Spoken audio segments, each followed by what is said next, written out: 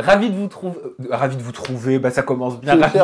Ravi de vous retrouver en compagnie de Kinvé. Kinvé, merci infiniment d'honorer ma communauté et moi-même de ta présence en interview en toute intimité. Ça me fait très plaisir d'être. Alors en travaillant cette interview, j'ai découvert le profil d'un artiste aux émotions exacerbées qui se pose parfois peut-être un petit peu trop de questions sur le sens de la vie, sur le sens de sa carrière, sur les échecs, sur les succès. Je me suis même demandé si tu n'étais pas à haut potentiel intellectuel. Peut-être. Mais ça fera certainement partie de mes questions. Mais tout ça pour te dire voilà, que j'ai travaillé en profondeur cette interview et j'espère qu'on va passer en compagnie de ma communauté un bon moment. Surtout qu'on fête la sortie, j'allais dire de ton nouvel album, mais c'est tout comme.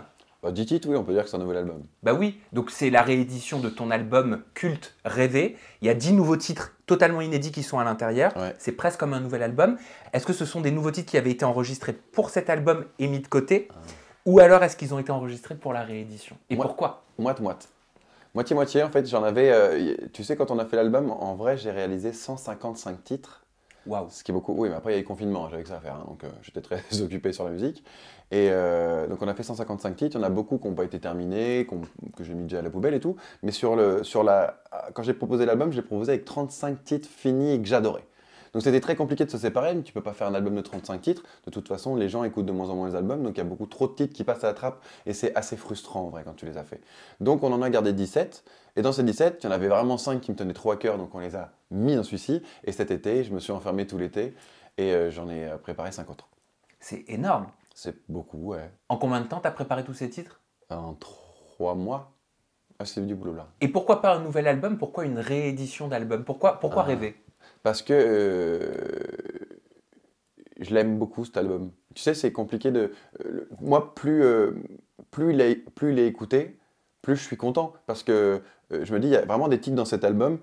En vrai, on pourrait tenir encore longtemps. On aurait pu tenir encore longtemps dessus parce que pour moi, il reste au moins 3 encore singles dans cet album. Des vrais titres très forts qui sont... Et puis l'album, il est bien... Moi, j'en suis tellement fier. C'est vrai que pour moi, c'est mon album 0. Je recommence à 0 après thérapie. Pour moi, je me suis dit, je recommence à 0. Donc, c'est mon album 0. C'est mon album de présentation, si tu veux, du futur. Donc, il me tient plus à cœur que d'autres, peut-être. Mais tu devais estimer certainement qu'il lui manquait quelque chose. Il lui manquait une facette pour ajouter ces titres à cet album. Alors, en vrai, non. C'était plus pour rajouter... en fait, c'est la même facette, c'est du même ADN. C'est juste que ça coûtait rien de remettre en plus thérapie, tu vois, j'ai pas fait de réédition parce que pour moi, il était complet comme il était. Je pouvais rien faire de plus. Là, je pouvais rien faire de plus, mais je pouvais agrémenter c'est comme si je t'avais fait un petit plat et que je me suis dit, ah, il manque un petit peu de sel, tu vois, juste un tout petit peu, mais pas trop. J'ai l'impression que tu écris ta musique comme un auteur écrirait un livre. C'est-à-dire, il a toujours du mal à refermer le dernier chapitre, à se dire c'est terminé. L'aventure s'arrête là, il faut passer à autre chose. Ah, c'est même presque triste. En fait, quand je me dis, putain, il faut que je fasse un prochain album, je suis content d'y aller, mais ça veut dire, tu sais, moi, je mets tout dedans, je mets tout mon petit cœur dedans, tu sais, je suis vraiment, quand je fais mon album, je suis investi, genre, je fais un enfant, genre, tu vois, c'est vraiment, c'est trop. Mais c'est kiffant. Et là, le fait de pouvoir ajouter 10 titres, en plus, c'est vraiment 10 titres qui collent grave à rêver. C'est-à-dire que j'aurais pas pu les mettre dans un autre album, sinon ça aurait été une copie de rêver. C'est ça aussi, peut-être, qui m'a fait mettre 10 titres. Mon petit coup de cœur, je peux te le partager? Vas-y. Dilemme. D'accord. Mais bien évidemment, ça me rappelle mes années collège. Le titre qui était sorti en 2002, le Nelly featuring Kelly Rowland et Destiny Child, forcément. Et en adaptation française, mais en plus, c'est parfait pour s'éclater entre amis, en famille, chanter, danser. C'est doux. Oui, bien sûr. Pourquoi cette reprise? Ah, moi, c'est mon titre préféré. En fait, je suis très fan d'R&B de 90-2000, américain surtout. Et je crois que c'est mon titre favori. Donc, on l'a fait à la base, on le chante en soirée avec Delicate, qui est une amie à moi. Et on déconne dessus. Un jour, viens, on essaye pour nous. Viens, on essaye pour nous. Et en vrai, ça sonnait bien. Et je commençais à écrire un texte. J'avais fait en Bilibili. Quand je fais du Bilibili, je fais je fais n'importe quoi. Et puis après, je dis, je vais quand même écrire pour voir ce que ça donne. Et en vrai, ça donnait bien. Donc on a dit, pourquoi on le ferait pas écouter aux gens, tu vois? Est-ce qu'on peut, Kevin, je peux t'appeler Kevin? Oui, c'est mieux. Est-ce qu'on peut revenir aux bases? Revenons aux bases. Au début, Vas-y. from the beginning. Yeah. Je te propose de regarder cette photo, mais que tu connais certainement. Oh, c'est beau bébé. Mais oui, mais c'est qui? C'est bébé. Et on te reconnaît bien, hein, les yeux clairs, la forme du visage. Tu trouves? Moi, je le trouve très brun par rapport à maintenant. Oui, là. bah t'as bruni, forcément, les enfants sont toujours plus blonds et ils foncent avec... Ah, mais là, je le trouve très brun. Ah, là-dessus? Ouais. Ah non, moi, je te trouve plus clair. Ah, c'est l'ombre alors, ok. Oui, mais on n'est pas dans les règles du shopping, donc donc je te propose de me dire ce que tu vois quand tu regardes cette photo. Qu'est-ce que ça t'évoque? Quels sont les souvenirs Bah, qui viennent à toi? ma mère m'a toujours dit un truc, j'espère un jour que tu auras un enfant qui sera aussi turbulent que toi. Ah, t'étais turbulent. Mais j'étais un enfer, moi. Mais c'est-à-dire Bah, j'étais une pile électrique, donc je faisais tout le temps, tout le hyperactif? temps. Ouais, je faisais du bruit tout le temps, tout le temps, tout le temps, tout le temps, tout le temps, tout le temps, tout le temps, tout le temps. Et tout le temps, tout le temps, tout le temps, tout le temps. Je tapais sur tous les trucs, je faisais du bruit, de la musique, tout le temps, tout le temps. Et puis à l'école, bah, sur mon carnet, en fait, c'était assez. Il y avait un parallèle entre mes notes, un grand écart entre mes notes et les commentaires. C'est-à-dire que moi, mes commentaires gâchaient tout. C'est-à-dire que j'avais 18,66 de moyenne sur 20, c'est pas mal. Oui. Et les profs, ils disaient, mais ton insolence gâche tout. Et c'était très marrant. C'est-à-dire insolent. Tu nous donnes un petit exemple? Bah, quand le prof disait, je vais vous apprendre le théorème de Thalès, je disais, monsieur, ça va me servir à quoi dans ma vie? Et quand il n'arrivait pas à m'expliquer, il me fait, ok, ça m'intéresse pas. Il t'a servi le théorème de Thalès? Non, ça ne sert à personne, hein, sauf si tu es géomètre ou architecte. Mais sinon. Et tu rêvais de quoi à ce moment-là? Euh, Les années collège, le primaire? Aussitôt que ça, Ouais. pas de musique encore. Petit, non, petit. Ma mère m'a toujours dit un truc drôle, bah drôle, je sais pas si c'est drôle. Elle m'a dit, tu m'as toujours dit que tu serais chanteur et que tu aurais une villa avec vue sur mer. Mais je lui disais, ah, petit, hein. Mais je me rappelle même pas lui avoir dit. C'est-à-dire que c'est elle qui me le rappelle. Moi, pour moi, je voulais être chanteur à l'âge de 12 ans. Je me rappelle avoir. En fait, j'ai vu un piano chez une copine à moi, qui était ma copine d'ailleurs. Et elle faisait du piano et je sais pas, je me suis dit, oh, pourquoi je chanterais pas? Puis après, quand j'ai essayé, je me suis dit que c'était pas tout de suite pour moi, il fallait que je travaille un peu, mais sur le principe, c'était sympathique. Et en fait, j'ai commencé à écrire, et quand j'ai commencé à écrire, j'ai vraiment aimé. Puis j'étais très amoureux du français aussi. Tu partageais ça avec tes collègues de l'époque? Non, je partage pas grand-chose, moi. T'es très solitaire, j'ai l'impression. Non. T'aimes être dans ta bulle. Ouais, par contre, ouais. Mais je suis pas très solitaire. En fait, c'est rigolo. Euh, J'aime pas être seul, mais même accompagné, je suis seul. Comment t'expliques ça? Tu vois, c'était pas le seul à être taré, hein, on t'a dit. Hein. Bah, je sais pas en fait, c'est que des fois les gens vont me parler, et si je suis pas concentré, je les entends plus. Mais on me le dit, hein. Ma femme elle me le fait souvent, elle me fait, t'étais pas là. Parce qu'elle est habituée, tu vois. Mais en fait, pour les gens qui me connaissent pas, c'est bizarre. On va avancer dans ton parcours. Je lui fais peur. Il est en train d'appeler. Excusez-moi, oui. Oui, vous pouvez venir avec vos petites blouses blanches, j'ai quelqu'un là. Alors, Kinvé, en 2005, tu rencontres, non plus sérieusement, tu rencontres le compositeur Fabrice Vanvert qui se fait appeler Fab V. Ouais. Bah forcément, quand j'ai lu ça, tu te doutes que je me suis demandé si le Kinvé venait de là. Et j'ai même. Tu avais sorti aussi en 2008 ton premier album, c'est Phénomène, apostrophe Ah oui. N. Je me suis dit, il y a quelque chose avec l'apostrophe et la dernière lettre. Non, je trouvais que c'était ma touche. Fab V, en vrai, c'est parce qu'il s'appelle Fabrice Vanvert. Et comme je m'appelais Kinvé, on s'est dit que c'était rigolo, parce qu'il voulait pas nécessairement avoir un blast de compositeur plus que ça, c'était plus pour trouver quelque chose, tu vois. Et ouais, non, j'aime bien le côté apostrophe. Je trouvais que c'était ma petite touche, c'est pour ça que j'ai appelé mon premier album Phénomène. Ah bah, tu vois, je l'ai vu ça. Ouais. Et Kinvé, comment tu l'expliques? Qu'est-ce qu'on doit Kevin. lire entre les lignes? Kevin. Juste Kevin? En fait, tu prends le K, ouais, c'est un truc de psycho, faites attention à vous, bonne chance, courage. Tu prends le K et le V, d'accord? Kevin. Et tu prends les sonorités et in que tu échanges. Mais tu gardes le K et le V à la place. J'ai pris le in, je l'ai mis à côté du que, et j'ai pris le et j'ai mis à côté du V. Ce qui fait Kinvé au lieu de Kevin. J'ai tout compris. En fait, si j'avais un tableau, ça serait plus simple. Mais visualise dans ta tête, tu vois. Et il n'y a c'est pas ça. de tableau. Tu t'es fait connaître en 2008 en discothèque avec ton tube, bah oui, à l'horizontale. Tu as d'ailleurs été DJ et animateur aussi. C'est vrai. Quel souvenir est-ce que tu gardes de ces années-là en discothèque, avant la scène, avant les zéniths? Non, en vrai, je sais même pas si je peux pas te dire que je préférais. C'était tellement lunaire. C'était lunaire. Surtout que moi, ma plus grosse partie dans les clubs et mes meilleurs souvenirs, je les ai avant. Alors, avant, j'aimerais trop. Hein. Je l'ai à l'horizontale. C'est-à-dire pendant 2 ans, j'ai tourné avec un titre. Les gens, ils venaient me voir, je sais pas pourquoi, parce que j'avais que ce titre-là. Et j'avais plein d'autres titres que je leur faisais sur scène, mais qu'ils connaissaient pas. Et c'était incroyable parce que c'était le moment découverte. Ça, c'est comme quand tu dragues, tu vois. Et ben en fait, moi, j'aime bien j'aime bien toute cette période. Dixit, le mec qui est marié depuis 15 ans. Hein. Mais j'aime bien toute cette période on se cherche, on essaie de se comprendre, machin, etc. Et bah, c'était pareil, c'était avec le public.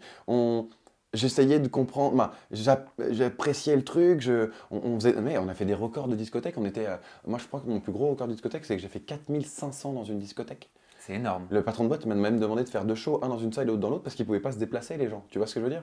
Donc mais tout ça sans j'aimerais trop. Sans J'aimerais trop qu'elle m'aime, Mademoiselle Valérie, Ouais, mais c'était comment tu avant. l'expliques? Ben, je sais pas, à l'horizontale, c'était à... Je pense qu'à l'horizontale, il est arrivé à la mauvaise période. C'est-à-dire qu'on n'avait pas, nous, on n'avait pas de stream. Les gens téléchargeaient sur Emule. C'est Et vrai. ben oui, ça faisait des petits disques, tu sais. On avait peur d'être pécho. Oui, bah, Moi, pour oui. toi, bah, moi non. Moi j'habite en campagne, en Guillemot. Mais tu vois, on était dans une période un peu où l'industrie du disque se cassait la gueule, plus personne n'achetait de disques et les téléchargeait, et Spotify, YouTube, tout ça n'existait pas. C'est vrai. Donc on était sur une période où morte, mais en vrai les gens, le bouche à oreille marchait quand même, mais on ne pouvait pas voir des résultats physiques comme maintenant. Maintenant quand ton morceau il marche, t'as 1 million de streams, 10 millions de streams, tu sais, ou tu fais des vues YouTube, tu sais. Moi, non, tu vois. Donc c'était une période assez bizarrement représentative, donc j'étais surpris, voilà, c'est exactement ça. C'est que j'étais surpris, je me disais, il y a du monde, que quelqu'un connaît mes chansons. Parce qu'on n'avait pas de référence, on n'avait pas de compteur, nous. C'était très bizarre, mais c'était assez impressionnant, moi je kiffais. C'est plus stressant de chanter sur un podium en boîte de nuit ou de chanter sur la scène d'un zénith? Non, c'est pareil. Toute scène est stressante. En fait, tu peux pas, ça voudrait dire que tu hiérarchises. Tu peux pas hiérarchiser le public. Le public, c'est le même partout où il va. Qu'il soit 10 ou qu'il soit 10 000, c'est ton public. Si tu te donnes pas à fond, non, c'est pareil, c'est le même stress. Moi, j'ai toujours la... En plus, moi, c'est un stress de pas décevoir. C'est pas un stress de me dire, oh, faut pas faire ça. Tu peux pas, on te sent, oh, qu'est-ce qui va m'arriver? Au début, je faisais ça, hein. Je tremblais et tout. Je fais, hé, ressaisis-toi, c'est un plaisir. À un moment, tu peux pas t'empêcher. Oui, il peut arriver des choses, mais tu peux pas. Puis après, il y a eu la télé. Et là, j'ai commencé à avoir un peu plus de mal. La télé, elle arrive quand elle arrive. Après, J'aimerais trop, parce que J'aimerais trop, c'est en 2011. On est d'accord que c'est ça qui te propulse, c'est ce titre-là qui te généralise. Au niveau du grand public, c'est le Au ouais, niveau qui me du grand généralise. public. Voilà, qui me généralise, exactement, c'est le bon terme. C'est quelque chose que tu as ressenti pendant que tu le vivais, ou c'est après, avec du recul, que tu t'es dit waouh, la claque que je me suis pris dans la gueule en 2011? Quand tu chantes que devant des entre guillemets adultes de 18 à 25 ans, donc le public de boîte, et là tu vois des enfants, et que toi tu sais ce que tu chantes. C'est-à-dire que moi je voyais des enfants venir devant moi et qui chantaient mes chansons, et moi je savais qu'à un moment à l'horizontale elle arrivait dans la playlist 1. Et tu fais, ah, je leur disais même, bonjour là les parents, c'est le moment de faire bouger les oreilles à vos enfants, tu vois. Donc c'était un peu particulier, il a fallu comment on dit, apprivoiser ce sentiment, mais c'était rigolo. Mais c'est quelque chose, tu te souviens de la sensation que tu avais pendant que tu étais en train de monter en puissance, Non, publiquement parlant? je crois que non, je crois que j'en ai plus le souvenir. Parce que c'est énorme quand même ce qui t'arrive en 2011. C'est un raz-de-marée. Bah en fait, moi, ça arrivait tellement progressivement que j'ai pas senti ça. C'est peut-être pour ça que j'ai bien les pieds sur terre. C'est que, en vrai, pour les gens du grand public comme toi, qui m'ont découvert avec J'aimerais trop, Oui. si tu veux, pour vous, je suis arrivé avec J'aimerais trop. Donc pour vous, je suis arrivé d'un coup. Mais en vrai, nous, ça faisait 2 ans, non, en 2011, 3 ans, qu'on travaillait sur le terrain, non-stop, tous les jours. Je dormais pas, hein. Je faisais jeudi, vendredi, samedi, dimanche. Jeudi, vendredi, samedi, dimanche. Tout le temps sur les tournées. Des fois, je faisais 2 dates dans le même soir. Donc en fait, j'étais constamment sur le terrain. Quand je suis arrivé avec J'aimerais trop, je veux dire, il y avait beaucoup de gens qui me connaissaient, ceux qui sortaient en boîte me connaissaient déjà. Qu'est-ce qui s'est passé pendant ces 3 ans pour arriver au succès national? Bah c'était j'adorais d'ailleurs, c'était que du terrain. Du terrain. Aller voir les gens chez eux, machin, dans les boîtes. Parce que dans les boîtes, en fait, l'avantage par rapport à une salle de zénith où tu as une salle de zénith, par exemple, nous on est à Rouen, mais si tu habites à 1 heure autour de Rouen, t'as pas d'autre salle. Donc tu es obligé de faire 1 heure de route. Une discothèque, à l'époque où je chantais en discothèque, il y en avait énormément. Tu en avais une au moins allez, 20 km de chez toi si tu habitais en pleine campagne, tu vois. Donc 20 km, c'est pas pareil que de faire 1 heure de route. C'est moins de préparation, c'est moins d'argent, c'est moins de... Tu vois. Donc j'allais sur le terrain, j'allais voir les gens et je me faisais découvrir. Et c'était hyper sympa aussi, tu vois. Comme un politique qui va à la rencontre de son futur électorat. Ouais, en moins chiant. En moins chiant, ça Ouais. c'est certain. On va rentrer dans le côté un petit peu plus intime. Ça fait 15 ans, si je ne me trompe pas, que Ouais. tu es avec ta femme et tu as dit... 16 maintenant, pardon. 16, Ouais. autant pour moi. Non, c'est J'ai pour toi. tellement de respect pour elle que j'ai écrit une chanson dans laquelle je m'excuse d'avoir été qui je suis, de ne pas l'avoir autant aimé que je voulais. À quoi tu faisais référence? C'est pas autant aimé que je voulais, parce que ça, oui, c'est juste que, bah, tu sais, c'est compliqué. Bah, je pense que, je sais pas comment elle fait, mais ça va être compliqué de vivre avec quelqu'un d'aussi passionné que moi. Ça veut dire que, des fois, je réfléchis pas à me dire je suis en couple. Tu vois ce que je veux dire? Des fois, je vis mon truc, et c'est ce que je dis quand je courais, quand je parle du décès de ma grand-mère, c'est que moi, quand je fais mon truc, je suis vraiment focal. Ça veut dire que dans ma vie, j'ai toujours appris que tu as un objectif, quel que soit ce qu'il y a sur ton chemin, faut foncer. Sinon, tu n'y arriveras pas. Ça veut dire que tu mettais le côté artistique au premier plan, le côté sentimental Non, je passait mets après. l'objectif. Mais l'objectif, il était artistique. Oui, mais des fois, il n'est pas que objectif, il n'est pas que artistique. Mais là, quand on parle de ça, oui, c'est que mon objectif, il est souvent artistique. C'est-à-dire que si mon objectif, il est là-bas, je vais là-bas. Mais elle me connaît. Et elle m'a connu comme ça, si tu veux. C'est ce qui même qui l'avait impressionné au début. Parce que t'imagines que moi, elle m'a connu, j'étais personne. Et je lui disais, je vais faire de la musique et je réussirai dans la musique. Elle me fait... Et puis, elle m'a pas fait le discours de ma mère, justement, à me dire, ouais, tu sais, il y en a un sur 1 million. Elle m'a fait, ok. Bah, si tu y crois vraiment, allons-y. Ça m'a suivi depuis le début. Mais c'est ça qui est difficile aussi et qui est un avantage Ah oui, c'est considérable. C'est-à-dire que ce que je comprends, c'est qu'elle t'a connu avant le succès, Ouais, pendant toute la période acharnée de travail, même avant. voilà, même avant, et surtout après, une fois que tu as connu le succès. Ça veut dire qu'elle sait des choses de toi que personne d'autre, si tu avais rencontré une femme après, aurait pu expérimenter. Alors, la vraie question, c'est est-ce que j'aurais pu m'attacher à quelqu'un après? C'est une très bonne question. Parce que en vrai, je me la suis déjà posée et je ne pense pas.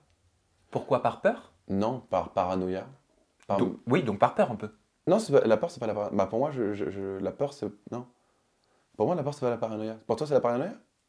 Un petit peu. Je me dis que quand on est paranoïaque, quand on se pose un milliard de questions, quand on doute des gens, c'est quelque part. Ah, voilà, je doute des gens, mais j'ai pas peur des gens.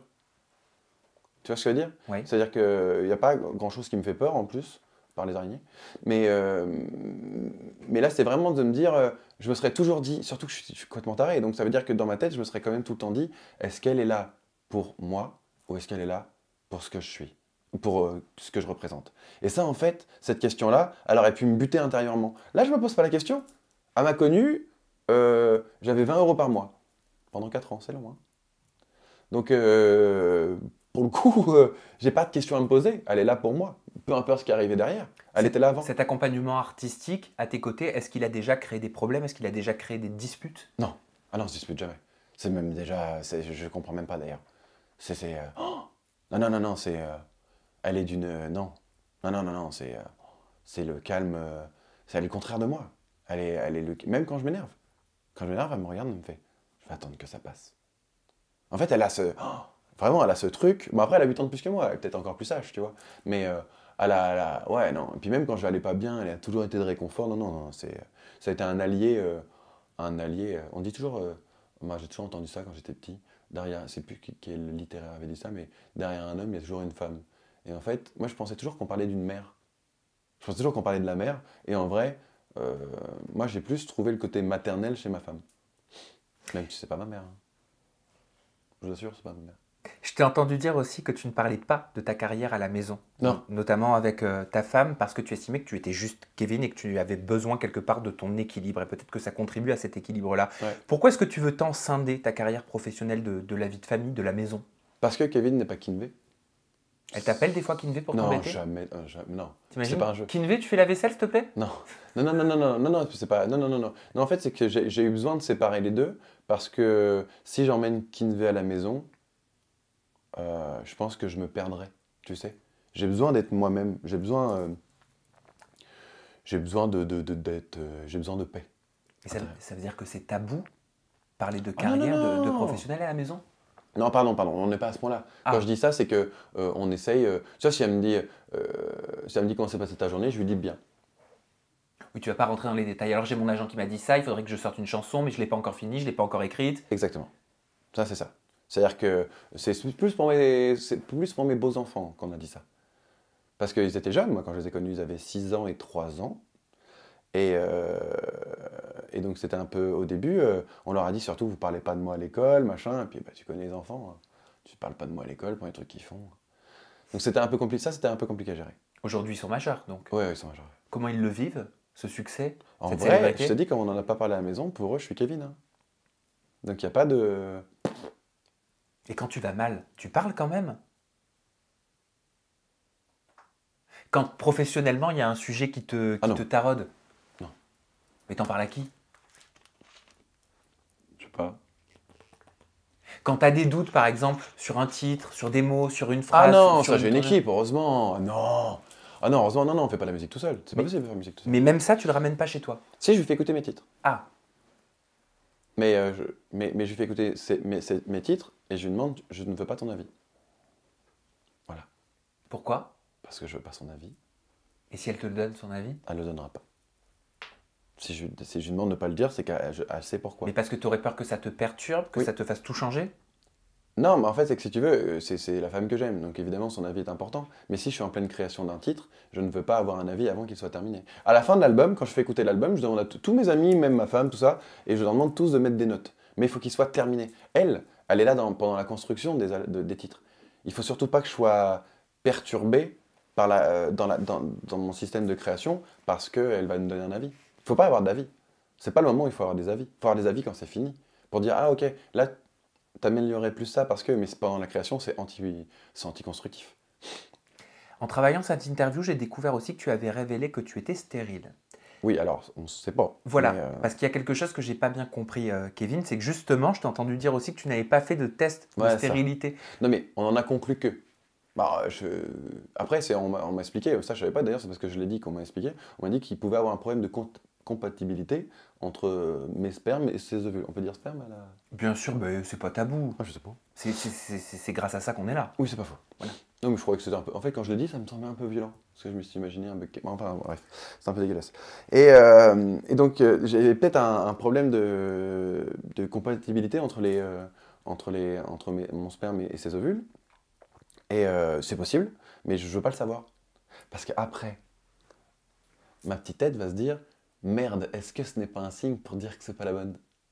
Tu vois ce que je veux dire? C'est ce genre de questions que je ne veux pas, donc je préfère me dire que je suis stérile et c'est très bien. Mais en fait, tu te caches peut-être la vérité pour protéger ton esprit de se poser 1 milliard de questions. Ah, mais de toute façon, je passe toutes mes journées à faire ça. Mais ça doit te torturer de te poser autant de questions. C'est fatigant. C'est extrêmement fatigant. Non, c'est épuisant, c'est épuisant. Surtout quand, là, on est au mois de novembre, c'est la pire période où je ne sais pas pourquoi. Je pense que comme on arrive à la fin de l'année, mon cerveau s'amuse à faire tout un bilan de cette putain d'année. Et c'est pénible. Ça, c'est pénible. Donc je dors moins bien. Tu dors moins bien en ce moment? Ouais. Et c'est quoi le bilan que tu tires alors de cette fin d'année? Mais non, mais en plus, c'est que si tu veux, c'est comme c'est une période dégueulasse. En fait, je pense que la fin de l'année, ça sera en juillet, je ferai un bilan positif. Mais là, on est dans une période dégueulasse. Les feuilles tombent, putain. Les feuilles tombent, il fait pas beau, il fait froid. Ces cons-là, ils enlèvent une heure de nuit. Il fait nuit à 16h. Oh, génial. Comme je me lève à 15, je vois rien. Il fait nuit tout le temps. Je suis un vampire. Voilà. Ah, c'est pénible, vraiment, c'est pénible. J'aime pas cette période. Je te propose de regarder un extrait vidéo. C'est extrait de ton TikTok. Et tu verras qu'en fin d'interview, on va vraiment parler de ton TikTok parce qu'il est juste phénoménal. Je te pose ma question après. Vas-y.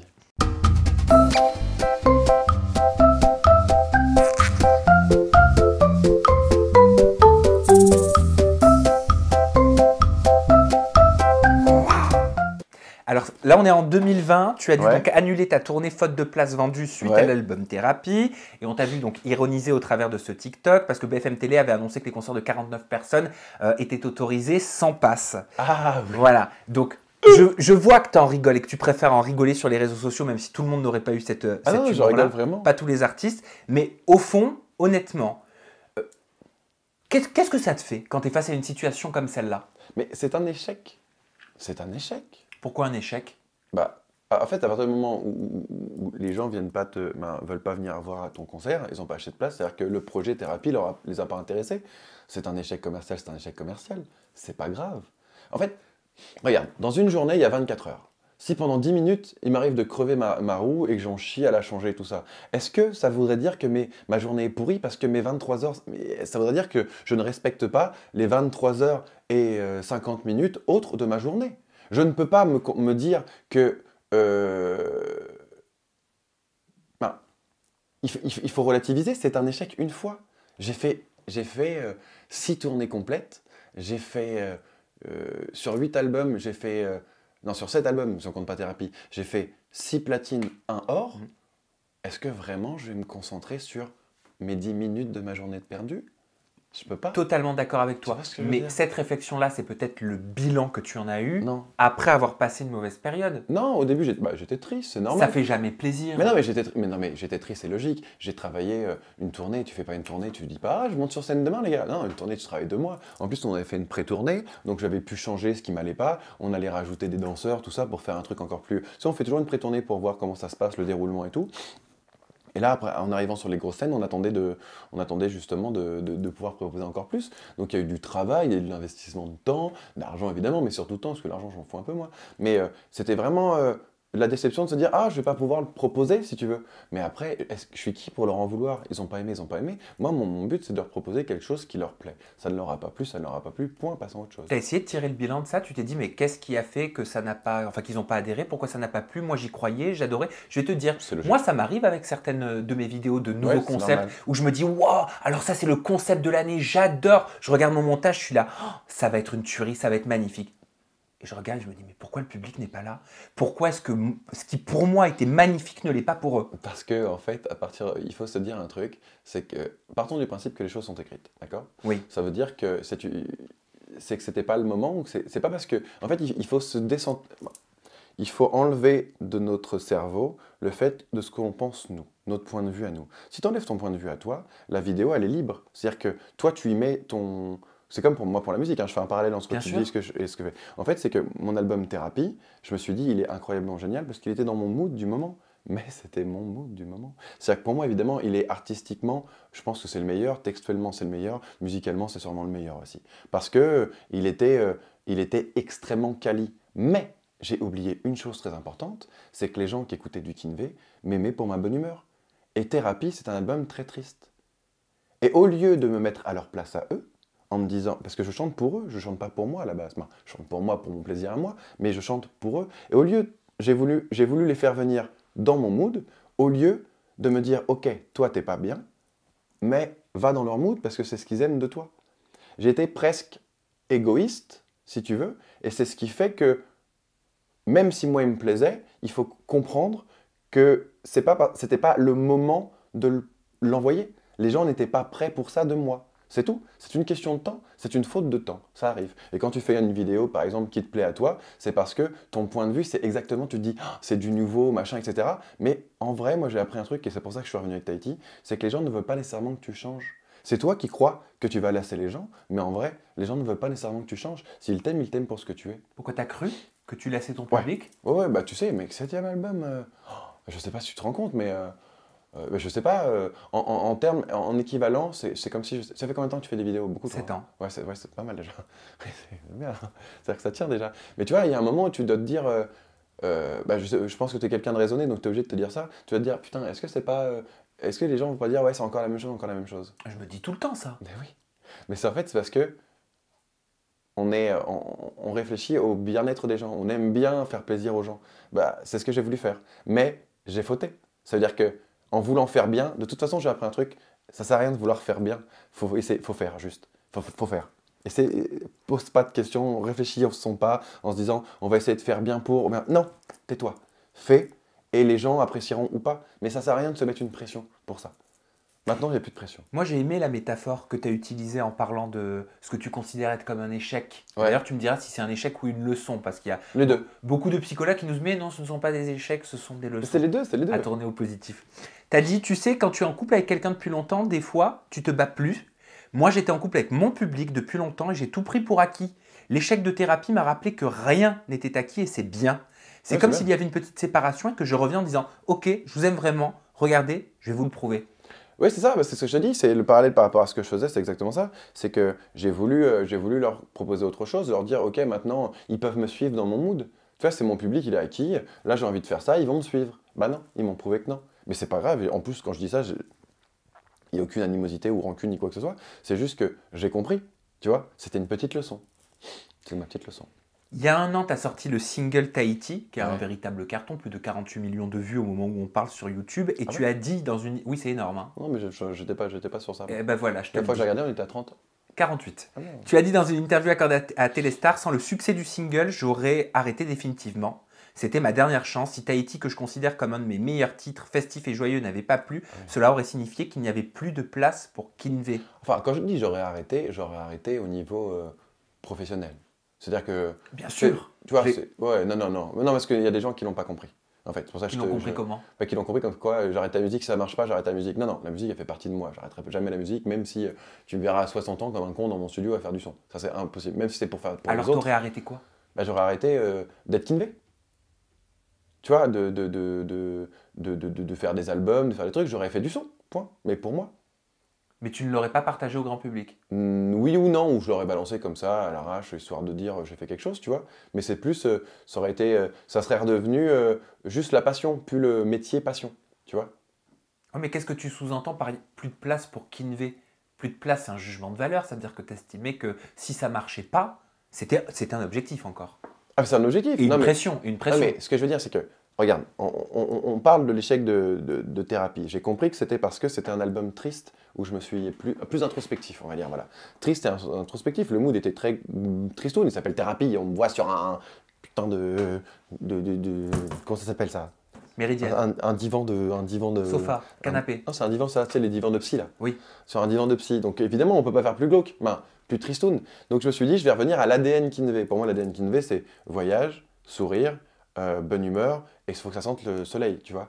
Bah, Tahiti, mec, je pouvais pas faire mieux. Donc, c'est ce que je m'étais dit, c'est que là, c'était mon appel du pied en disant, voilà, j'ai ça, c'est pour moi l'ADN de Kinvey. Si le public n'aime pas, c'est qu'il n'y a plus de place, pour le moment, en tout cas, dans l'univers musical, pour moi, c'est tout. C'était un bilan normal, c'était une question normale de se poser ça. C'est quoi la différence entre Kinvey et Kevin?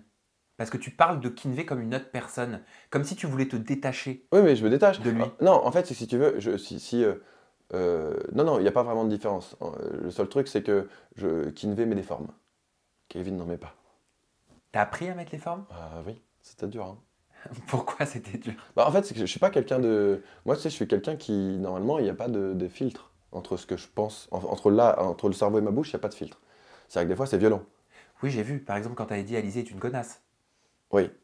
Mais en fait, c'est que ça manque de forme. Tu vois ce que je veux dire? C'est que ça manque de forme parce que quand je suis dans un... Le problème, c'est que j'étais avec Koé quand je l'ai dit. Et Koé, c'est un ami. Donc, je suis beaucoup plus Kevin que Kinvey.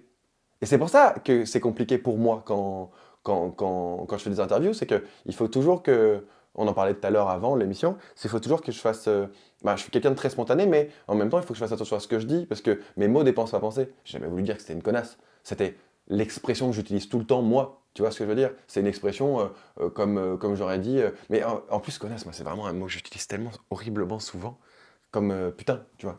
Mais pas putain pour les putains, putain, tu vois.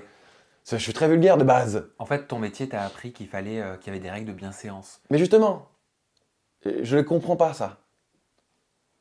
Vraiment, je ne comprends pas ça.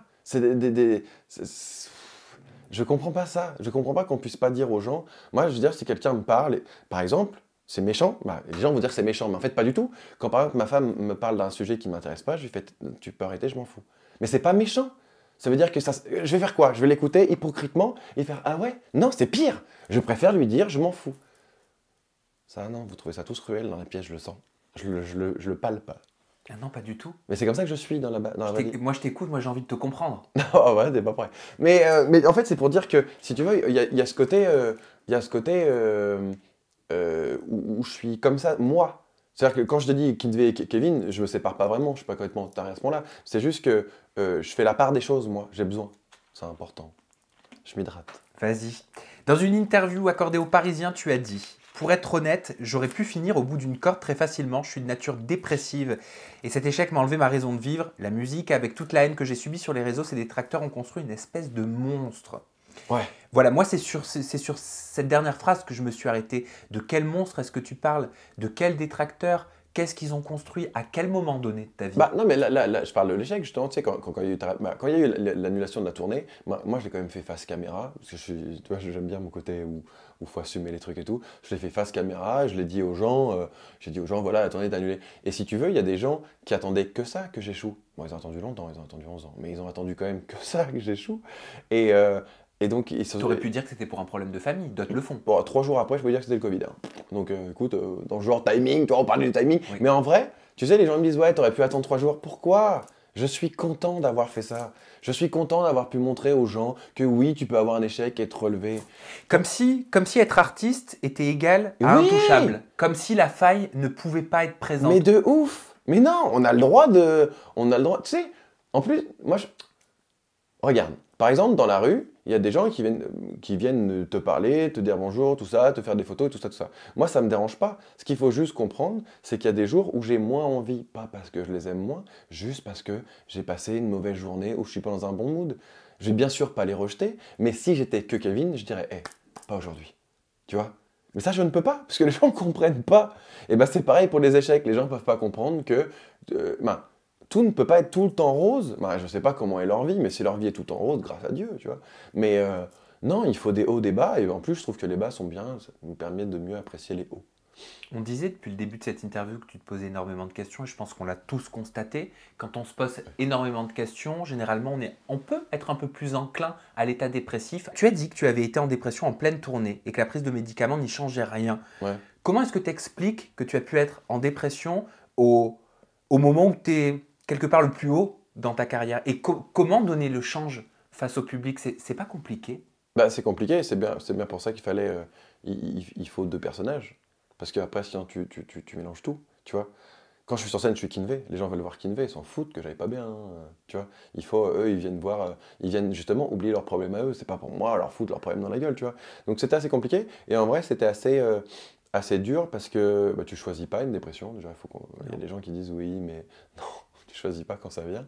Et au-delà de ça, le plus horrible, je pense, pour moi, ça a été de me dire, je suis entouré de toute une équipe que j'aime. Je suis entouré du public qui m'aime et que j'aime. Et pourtant, j'étais seul. Et ça, c'était dur. Mais j'étais seul. Tu faisais semblant sur scène? Non, il y a une différence entre faire... Non, je faisais pas semblant.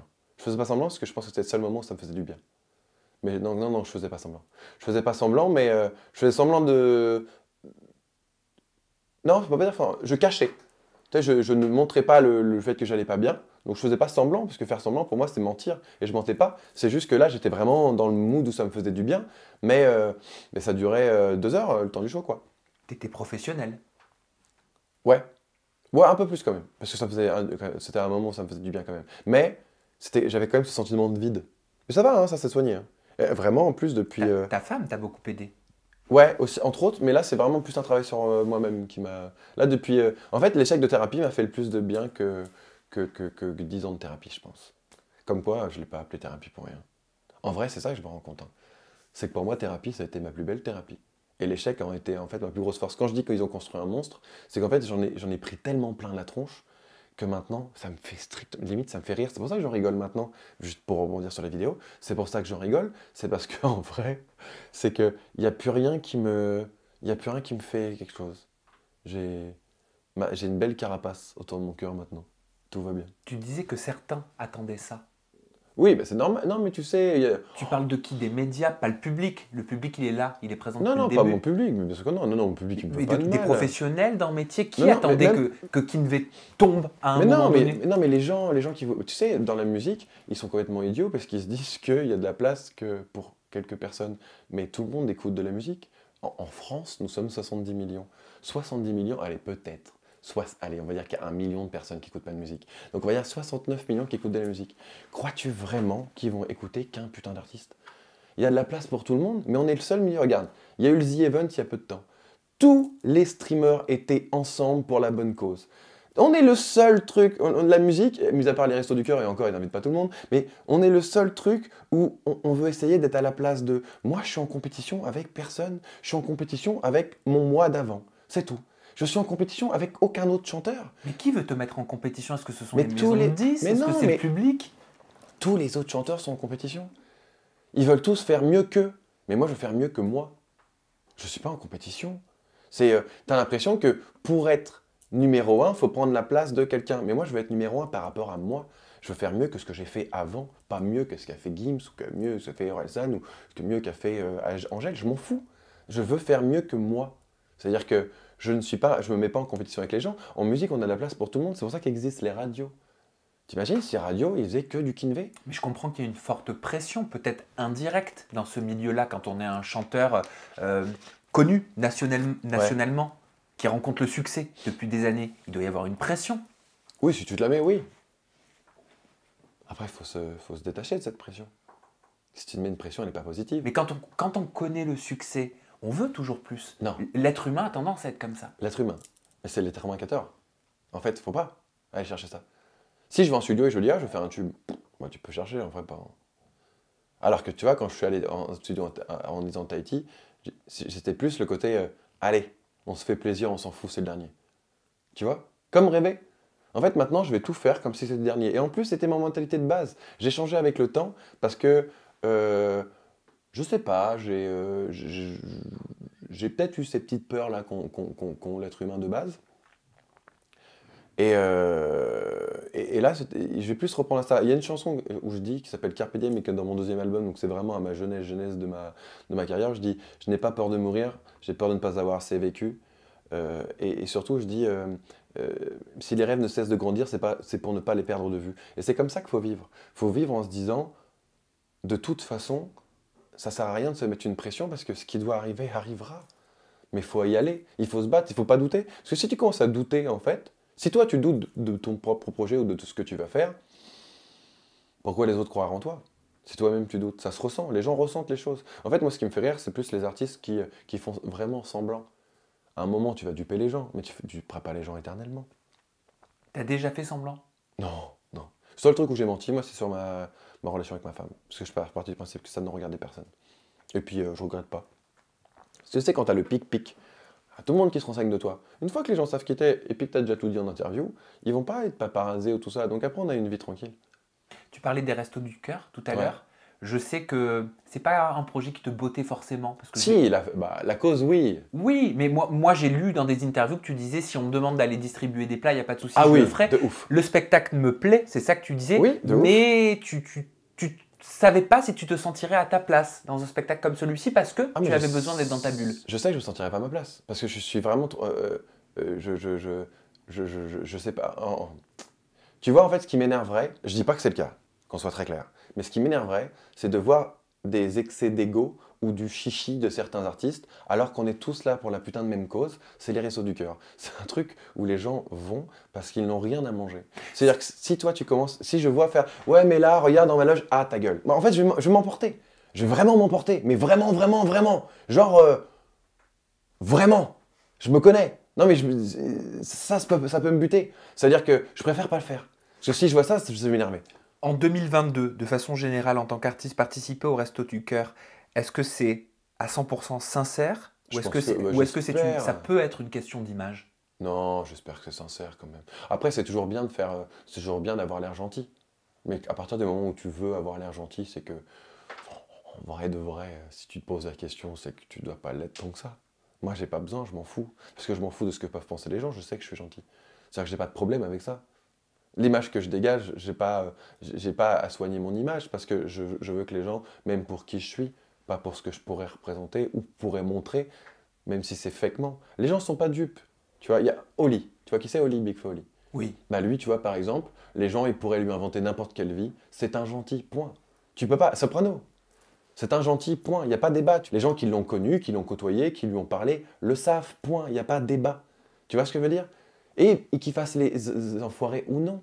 Ça le rendra pas. Il n'a pas besoin. Tu vois ce que je veux dire? Il peut le faire s'il veut, mais je sais que si lui, par exemple, le fait, c'est absolument pas pour ça. C'est parce que la cause lui plaît, point. Moi, je veux pouvoir le faire parce que j'ai envie de le faire. Mais je le redis, si les Restos du Cœur ont besoin qu'à Rouen, j'aille distribuer des plats, j'irai déguisé et je le ferai avec le plus grand des plaisirs. Mais on t'a proposé là pour la tournée? Enfin pour le spectacle des Enfoirés Non, mais au mois de janvier? à partir du moment où tu dis ouvertement que tu veux pas le faire, je vois pas pourquoi il m'appellerait. Il serait idiot. Ils t'ont déjà appelé? Peut-être. T'as déjà refusé? Peut-être. Tu veux le garder pour toi? Pas moi personnellement, de toute façon, donc je te mentirais pas, même si je te disais que non, ils m'ont pas appelé. Oui. Voilà.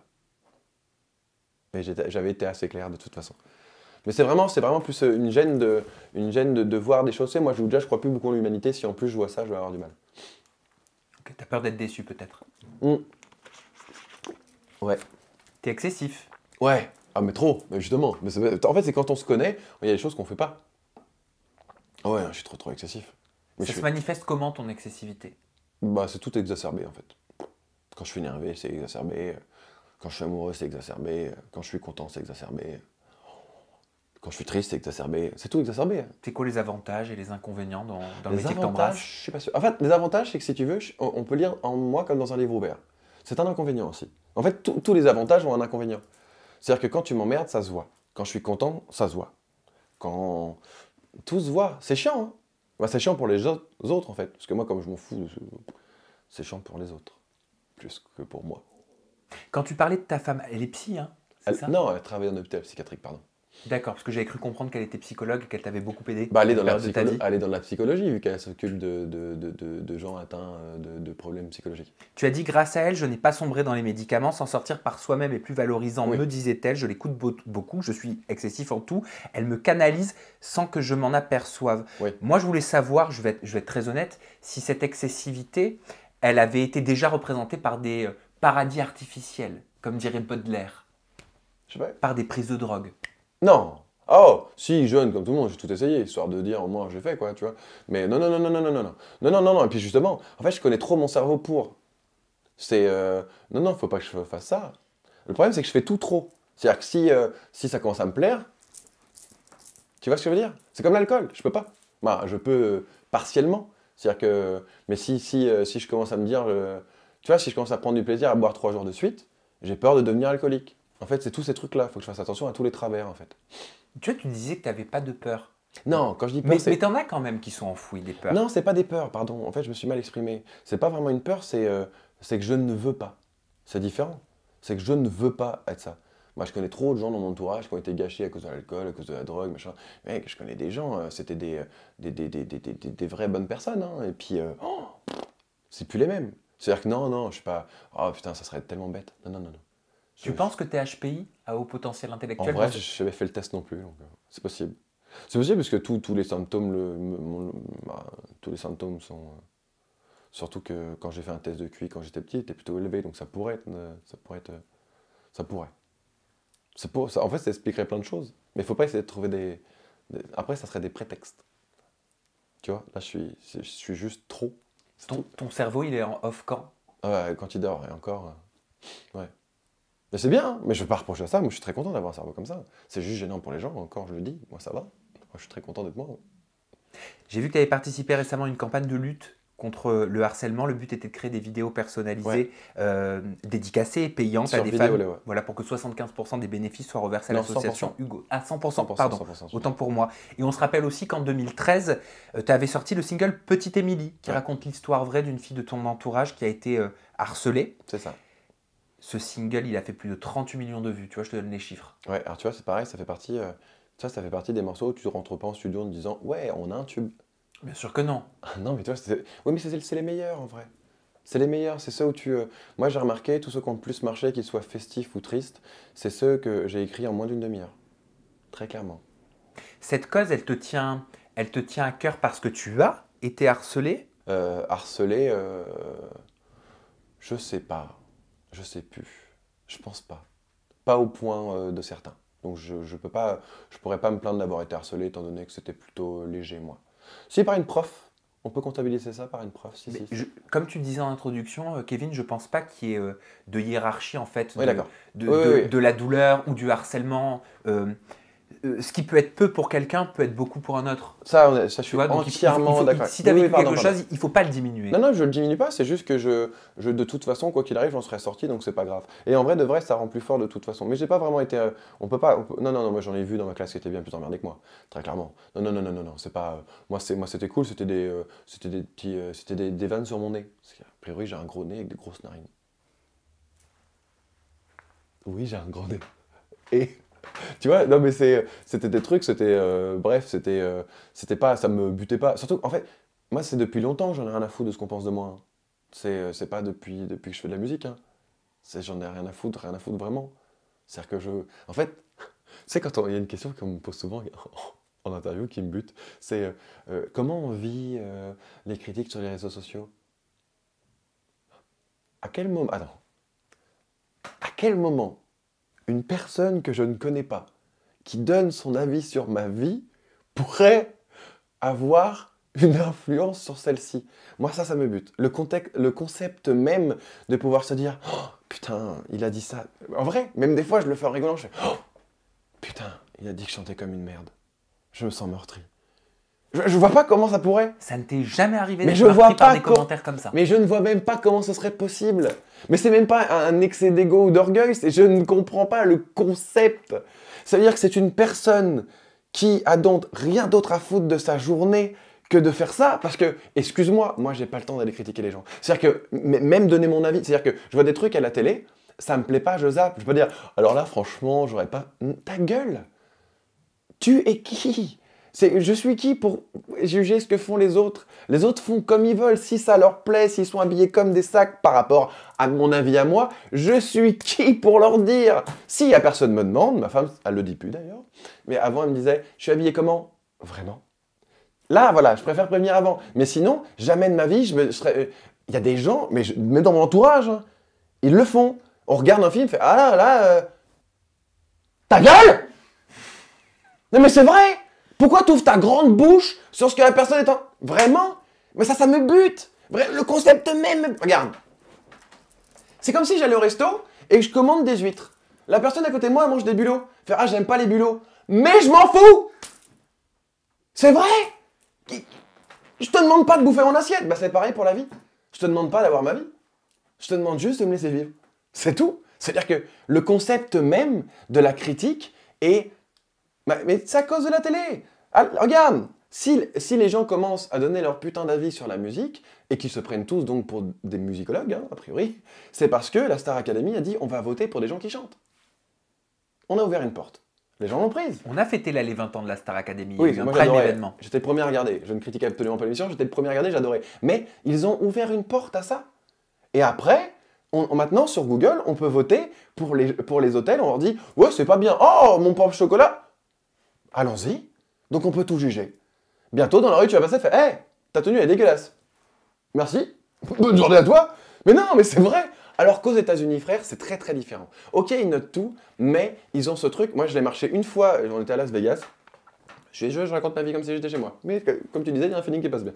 Et donc, je marchais aux États-Unis et les gens m'arrêtaient et disaient hey, nice, nice, nice. C'est très gentil, mais je m'en fous aussi. Mais c'est un autre mood. Mais pourquoi tu m'arrêtes pour me dire que pour me dire que je suis bien habillé? Mais c'est un autre mood. Tu vois, nous, en France, on fait beaucoup très négatif. Aux États-Unis, ils disent quand c'est bien et c'est pas bien. Mais c'est bien aussi de fermer ta gueule. En vrai. Sincèrement, il faut arrêter de donner son avis sur tout. Arrêtez. Est-ce qu'il en va de même pour les cérémonies qui récompensent les artistes? T'es nommé par exemple aux Energy Music Awards. Ouais.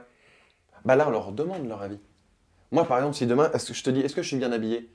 Ça veut dire que je m'attends que tu me dises oui ou non. Mais si tu me dis non et que je m'offusque, j'ai capable de demander mon avis. Moi, ce qui m'insupporte par-dessus tout, c'est les gens qui ouvrent leur putain de grande gueule sur des sujets où ils n'ont pas été concertés. Ça veut dire que donne ton avis quand on te le demande. Mais par exemple, quand je sors, je reprends mon exemple pour que ça soit plus facile pour les gens, mais quand je sors un titre, donc s'il y a ces rageux qui viennent dire c'est de la merde, c'est pas grave, je ne t'ai pas demandé ton avis. Quand je sors un titre, c'est pas pour avoir ton avis, c'est pour que ceux qui l'aiment l'écoutent, mais je ne demande pas d'avis. À aucun moment je dis est-ce que vous aimez? Donc tu ne fais jamais les choses pour être aimé. Ah bah non, il faut jamais faire les choses pour être aimé. Mais on est. Kevin, pardon. On vit dans une société, et tu es sur TikTok et tu cartonnes sur TikTok, tu as plus de 2,5 millions d'abonnés dessus, où beaucoup font les choses pour être likés, pour être aimés, pour être bien vus. D'abord, déjà, je serais beaucoup moins borderline si je faisais ça pour. Je serais pas à ce point borderline, parce que pour le coup, c'est pas très bon pour ma carrière de me montrer aussi bizarre. Parce que là, je suis très très border, moi, sur TikTok. Hein. Et en vrai de vrai, si j'avais donc écouté ces mêmes gens extrêmement bienveillants qui veulent te faire avancer dans la vie, je suis beaucoup trop vieux pour TikTok. Ma carrière est ratée, maintenant je veux me rattraper sur TikTok. Parce que c'est vrai qu'on gagne son argent avec TikTok. Hein. C'est vrai que je peux comparer les deux, c'est assez important. Donc tu vois, c'est que si tu fais on revient à la même chose. Si tu fais les choses pour des likes, ou si tu fais des choses pour être aimé, ou tu fais des choses pour plaire, ton objectif de vie, il est un peu tristoun. Non, mais tu galères pas à avancer psychologiquement dans cette société qui, quand même, de façon générale, se réalise au travers du regard de l'autre. Et toi, je comprends que tu es à l'opposé extrême de tout ça. Mais non, c'est parce que tu veux le voir comme ça. Je ne vais pas faire ta psychologie, mais c'est parce que tu as envie de le voir comme ça. C'est pas moi qui veux le voir comme ça. Je ne crois pas. Si. Pourquoi? Explique-moi. Mais parce qu'en le disant, ça veut dire que tu l'acceptes. Moi, je ne l'accepte pas. C'est leur société. Je ne suis pas dans cette société. Oui, mais aux yeux des autres, tu peux paraître comme un outsider. Mais je suis un outsider, c'est très bien. Considérez-moi comme un outsider. Les outsiders gagnent toujours dans les films. J'ai pas de problème à être un outsider. On va sur ton compte TikTok. Vas-y. Mais il est marrant ton compte TikTok. Oui. D'ailleurs, il n'y a pas de mais. Il est marrant ton compte TikTok. On l'a dit, plus de 2,5 millions d'abonnés dessus. Et franchement, j'ai été surpris de rigoler autant en me baladant dessus. Première question. Comment t'expliques ce succès sur TikTok? Alors que ce que je comprends au travers de ton discours, c'est qu'apparemment, on t'avait mis un petit peu en garde en disant attention à ce réseau social et à l'image que ça peut véhiculer. Mais non, c'est pas ils m'ont mis en garde, c'est quand j'ai commencé. Pardon, je me suis mal exprimé. En fait, quand j'ai commencé, tous les commentaires c'était des ouais, mais t'es trop vieux pour l'application, ouais, mais machin, ah là là, et ben il veut. En plus, c'était justement à l'échec de thérapie, oh là là, il va se racheter une carrière sur TikTok. Ah. Donc, que des trucs extrêmement bienveillants qui aident à faire avancer les autres, c'est vraiment le principe d'Internet. Et donc, non, en fait, moi, je l'ai vu plus comme un truc, allez, on va être soi-même jusqu'au bout. J'en avais plus, de toute façon, j'en ai encore plus rien à foutre, mais j'en avais tellement plus rien à foutre. Vraiment, j'en avais tellement plus rien à foutre de ce qu'on pouvait... En fait, j'en ai déjà rien à foutre de ce qu'on pouvait penser de moi, mais là, j'étais arrivé... Tu sais, tu connais Dragon Ball Z? Bien sûr. Bon, bah j'étais à la version Fusion. J'étais au max. C'est la coque de ton téléphone. Ouais, bien joué. Oh, monsieur à l'œil quand même. Mais tu vois, c'était vraiment... J'étais dans l'évolution max de j'en ai rien à foutre. D'ailleurs, je devrais l'appeler comme ça en prochain album. Très bon titre ou pas? On a... Non, c'est pas bon. Vas-y, fais voir ta petite vidéo, pardon. On regarde la vidéo, je te pose ma question parce que tu ironises pas mal en gros sur les trends qui tournent sur TikTok. Ouais, j'aime bien.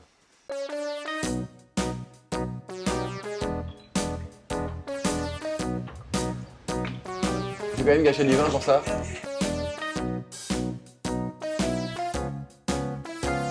C'est très bâtard, ça me fait très rire. Bon les amis, je vais avoir des abdos sans aller à la salle. Oui, et puis moi je vais être chanteur sans avoir de talent. Bah, c'est pas déjà ce que tu fais. T'es pas censé être de mon côté, toi? En fait, tu sais, l'autodérision me sert à me dire que ce que les gens disaient, ouais, t'es méchant, t'es méchant, t'es méchant. Non. Alors, déjà, il y en a qui confondent harcèlement et trop. Non, tu sais, ils font trop d'amalgame et tout. En fait, c'est que je me moque, mais il n'y a aucun moment où je suis méchant parce que, étant donné que je me moque de moi, si tu te moques méchamment de quelqu'un, on est d'accord que c'est que tu lui veux du mal. Donc, en me moquant de moi-même, ça voudrait dire que je me veux du mal à moi-même. C'est ridicule. Le concept est complètement con.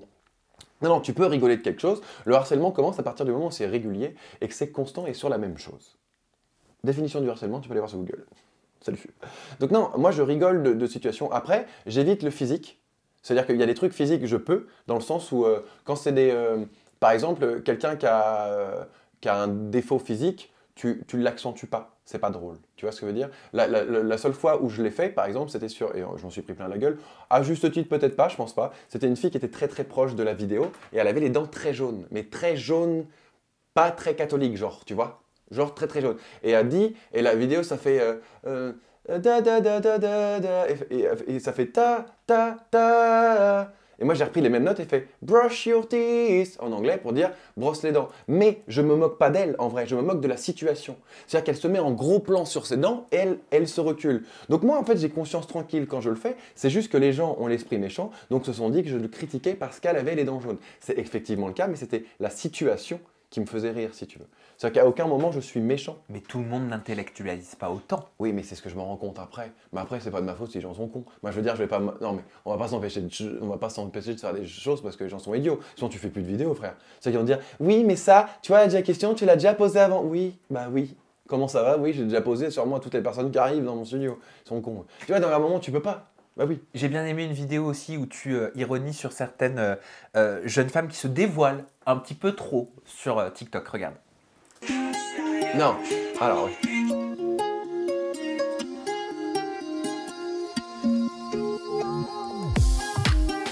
Ça m'a fait rire, moi. Ça me fait toujours rire, d'ailleurs.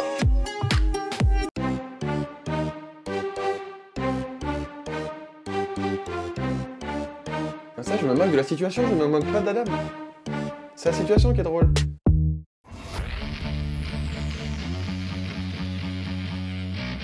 Ah, chaton, je savais pas que ta fille avait TikTok.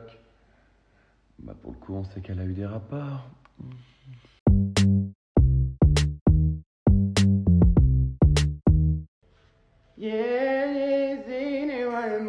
C'était trop de suçon, madame. Non, tu vois, c'est ça, en fait, c'est que si tu veux, je me dis, par exemple pour la dernière, la meuf avait 1 milliard de suçons. Tu te dis, mais tu le vois, moi je veux dire, tu as un miroir. C'est-à-dire que si tu le fais, c'est que tu veux qu'on la voit, donc j'accentue le trait qu'elle fait. Et la première, c'était pas parce qu'elle s'était trop dénudée, c'était parce que, en fait, son maillot de bain était juste trop petit. Ok. Bah, elle a des seins très protubérants et elle met un tout petit triangle dessus. La situation rigolote, ça veut dire que moi aussi, j'aimais des chaussures trop petites. Tu vois, c'était pour dire ça. C'était plus le fait qu'elle soit dénudée. Moi, chacun fait ce qu'il veut, donc rien à foutre. Si elle a envie de se mettre toute nue, elle se met toute nue. On bat les couilles. Mais c'est vraiment le concept de se dire pourquoi ton maillot de bain est trop petit? Tu vois? C'est-à-dire que moi aussi, je voulais mettre un truc trop petit pour en rigoler de la situation. Ça me fait délirer, moi. Alors, tu ironises beaucoup sur TikTok, mais il y a aussi pas mal d'émotions. Je pense à cette rencontre plus sensible avec Alissa, cette jeune fille de 18 ans qui était en soins à l'hôpital de Bourges et fan de toi. Ah. Regarde cette vidéo.